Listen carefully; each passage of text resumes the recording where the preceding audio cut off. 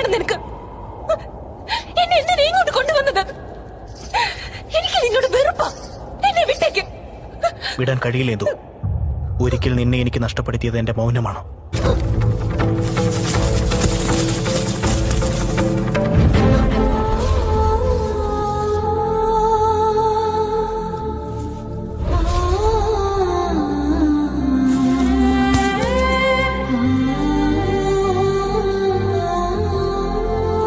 നിന്നെ പൊന്നേ എന്നു വിളിച്ചൊരു നൂറുമ്മ, നീ അകന്നു പോയാൽ വൃഥായി ജന്മം.